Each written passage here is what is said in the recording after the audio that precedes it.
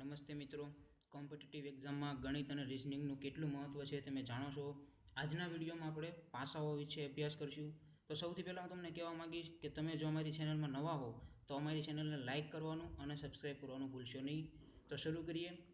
તો પાસાઓમાં આપણે છે ને બે રીત જોઈશું.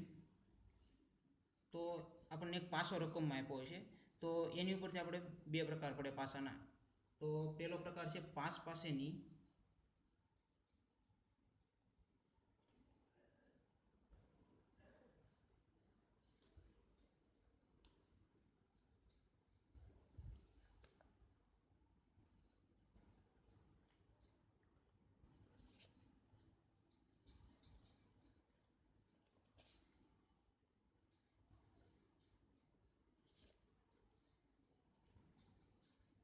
બરાબર. પહેલો પ્રકાર છે પાસ પાસેની સપાટીનો સરવાળો 7 થાય અને બીજો પ્રકાર પાસ પાસેની સપાટીનો સરવાળો 7 ન થાય. બરાબર. તો અને આમાં પાછા બીજા બે પેટા પ્રકારો પડે છે.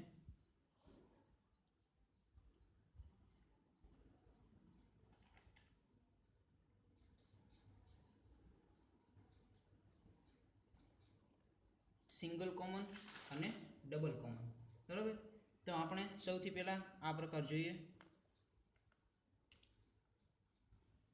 કે પાસ પાસેની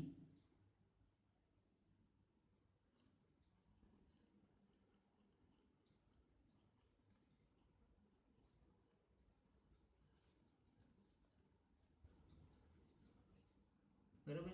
તો પાસ પાસેની સપાટીનો સરવાળો 7 ન થાય એવો સવાલ હોય તો ત્યારે આપણે શું કરવાનું? તો એના માટે ખાલી એક જ નિયમ છે, એ તમારે યાદ રાખવાનો કે જ્યારે પાસ પાસેની સપાટીનો સરવાળો 7 ન થાય ત્યારે સામસામેની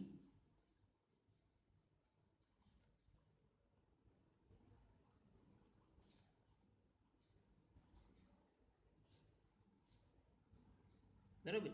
જો પાસ પાસેની સપાટીનો સરવાળો 7 ન થાય ત્યારે હંમેશા સામસામેની સપાટીનો સરવાળો 7 જ થાય. બરાબર. આ એક એનો નિયમ છે, આપણે યાદ રાખવાનો.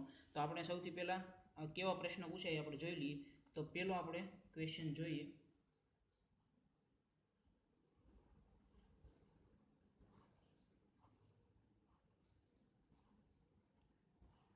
બરાબર. આ રીતનો આપણને પાસો આપ્યો હોય, બરાબર.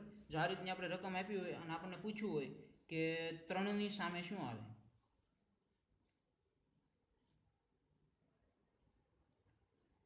બરાબર, 3ની સામે શું આવે કે 2ની સામે કે 1ની સામે શું આવે એવું આપણે પૂછવું હોય તો આપણે સૌથી પહેલાં જોઈશું કે આના પાસ પાસેની જે સપાટી છે એનો સરવાળો 7 થાય છે કે નથી થતો. તો પાસ પાસેની સપાટી એટલે 1 ને 3, તો એનો સરવાળો 7 નથી થતો, 4 જ થાય. 1 ને 2 3 થાય, 3 ને 2 5 થાય. એટલે પાસ પાસેની સપાટીનો સરવાળો 7 નથી થતો. ત્યારે શું થાય? તો એનો આ નિયમ છે, આપણે યાદ રાખવાનો કે સામસામેની સપાટીનો સરવાળો 7 થાય. તો 3ની સામે કઈ સંખ્યા હોય તો એનો સરવાળો 7 થાય? સામસામેની આપણને એમ જ પૂછ્યું છે સામે શું આવે. તો સરવાળો 7 થતો હોય તો 3ની સામે 4 હોય તો સરવાળો 7 થાય. તો 3ની સામે 4 આવે. 1ની સામે આપણને પૂછવું હોત કે 1ની સામે શું આવે, તો 1ની સામે 6 આવે.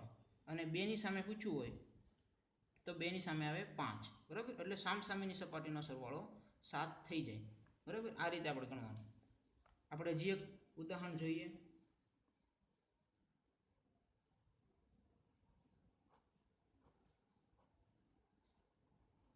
બરાબર. આ રીતના આપણને એક પાસો આપ્યો છે અને પાસા ઉપર આપણને 1, 5 અને 4 આપ્યું છે. અને આપણને એવું પૂછ્યું કે 4ની સામે શું આવે,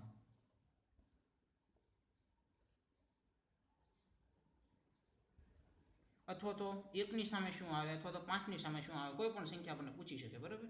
તો આમાં પણ આપણે સૌપ્રથમ જોઈશું કે પાસ પાસેની સપાટીનો સરવાળો 7 થાય છે કે નથી થતો. તો 1 ને 4 5 જ થાય, 7 નથી થતો. 5 + 1 6 અને 5 + 4 એટલે 9 થાય, પણ સરવાળો 7 થતો નથી. એટલે આપણે નિયમ આ લાગુ પડશું કે સામસામેની સપાટીનો સરવાળો 7 થાય. તો 4ની સામે શું હોય તો સરવાળો 7 થાય? તો 4ની સામે 3 આવે તો સરવાળો 7 થઈ ગયો. 4 ને 3 7. હવે 1ની સામે પૂછવું હોય તો 1ની સામે 6 આવે તો સરવાળો 7 થઈ ગયો. 5ની સામે આપણને પૂછવું હોત 5ની સામે શું આવે, તો 5ની સામે 2 આવે. એટલે સરવાળો 7. હજી એક આપણે ઉદાહરણ જોઈ લઈએ.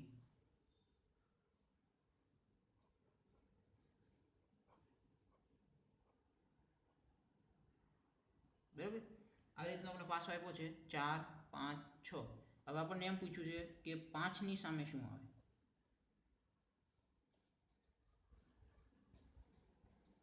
બરાબર, કંઈ પણ સંખ્યા આપણે પૂછી શકે. તો 5ની સામે તો સપાટીનો સરવાળો 5 પાસેની સપાટીનો સરવાળો 7 નથી થતો. જો 4 ને 6 10, 4 ને 5 9 ને 5 ને 6 11. એટલે 5ની સામે શું આવે તો 2 આવે. 4ની સામે પૂછ્યું હોય તો 3 અને 6ની સામે પૂછ્યું હોય તો 1 જવાબ આવે. બરાબર, આ થઈ પહેલી રીત. હવે આપણે બીજી રીત જોઈશું. તો બીજી રીત એવી છે કે 5 પાસેની સપાટીનો સરવાળો 7 થાય. 7 થાય, બરાબર. તો એમાં આપણે બે પેટા પ્રકાર જોયા હતા કે સિંગલ કોમન અને ડબલ કોમન. તો પેલું સિંગલ કોમન, બરાબર. તો સિંગલ કોમન એટલે શું, હમણાં આપણે દાખલો જોઈએ એટલે તમે સમજી જશો. તો આપણે પેલું એનું એક ઉદાહરણ જોઈ લઈએ.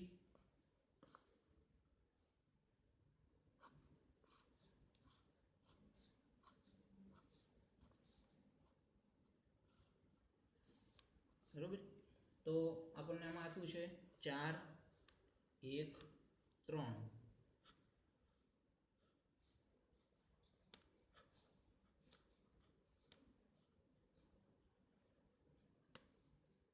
5, 4 ને 6. બરાબર, આવી રીતની આપણને રકમ આપી છે. આ પાસો એકનો એક જ છે, પણ એને એંગલ, બે એંગલથી આપણે અલગ અલગ આપણને પાસો આપણને બતાવ્યો છે. અને આવી રીતની રકમ આપી હોય અને આપણને કીધું હોય કે 3ની સામે શું આવે.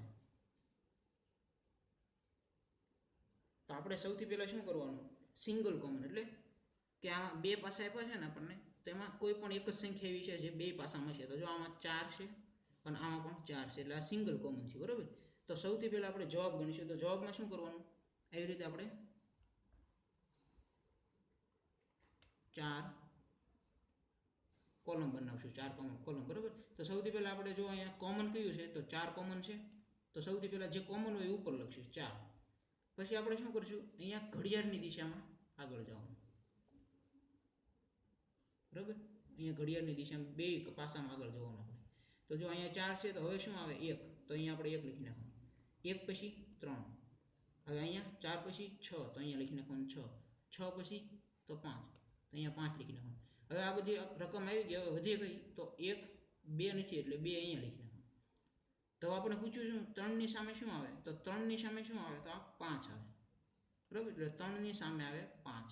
આપણને એમ પૂછવું હોય 1ની સામે શું આવે તો 1ની સામે આવે 6. બરાબર, 4ની સામે શું આવે પૂછવું હોય તો 4ની સામે નીચે જે હોય આ ઉપર આ નીચે, એટલે 4ની સામે 2 આવે. બરાબર, આ રીતે આપણે ગણીશું. સિંગલ કોમન હોય 4. બરાબર, હવે આપણે જે એક ઉદાહરણ જોઈ લઈએ.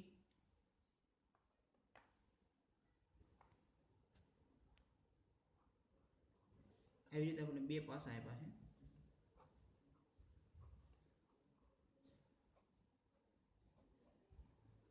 બરાબર, તો આમાં ઘણી વાર નિશાની ઉપર પૂછે. આ હેચ, આ ત્રિકોણ, આ ગોળ, ત્રિકોણ, સ્ટાર અને દિલ. બરાબર, તો સૌથી પહેલાં આપણે શું નક્કી કરવાનું, કોમન કયું છે. તો આમાં જો ત્રિકોણ અને આમાં ત્રિકોણ કોમન છે તો આપણે જો લો પહેલાં 4 કોલમ દોરશું. 1, 2, 3, 4. બરાબર, તો ત્રિકોણ કોમન છે, સૌથી ઉપર ત્રિકોણ લખશું. પછી ઘડિયાળની દિશામાં, બરાબર. તો ઘડિયાળની દિશામાં ત્રિકોણ પછી ગોળ, ગોળ પછી હેચ. બરાબર, અહીંયા ત્રિકોણ પછી તો સ્ટાર અને પછી દિલ. બરાબર, અને હવે અહીંયા ક્યું આવે આપણને ખબર નથી, કેમ કે અહીંયા જે 5 જ નિશાની. તો હવે આપણને પૂછવું હોય અહીંયા કે 0 સામે શું આવે તો 0 સામે સ્ટાર આવે. પછી હેચ સામે શું આવે તો દિલ આવે. હવે આપણને ત્રિકોણ સામે શું આવે એમ પૂછવું હોય તો આપણને ઓપ્શનમાં આ 4 સંખ્યા સિવાય, આ 4 સંખ્યા છે એની સિવાયની જે આપ્યું હોય એની જવાબમાં આવે. બરાબર, અથવા તો એક પણ નહીં એમ આવે. બરાબર, કેમ કે આ 4ની સામે, આની સામે ક્યું આવે આપણને ખબર નથી. તો આ થઈ ગયું આપણે રીત પૂરી સિંગલ કોમન. હવે આપણે બીજી રીત છે ડબલ કોમન. બરાબર, તો ડબલ કોમનમાં આપણે શું કરીશું, તો સૌથી પહેલાં આપણે પહેલો એક દાખલો આપણે જોઈ લઈએ. આમાં શું હોય, ઓલામાં સિંગલ કોમન હતું, આમાં કોઈ બે સંખ્યા એવી હોય કે જે કોમન હોય. બરાબર.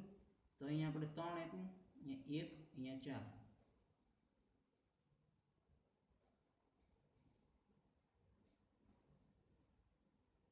1, 5, 3. જો અહીંયા 1 કોમન છે અને 3 પણ કોમન છે, એટલે ડબલ કોમન છે. બરાબર.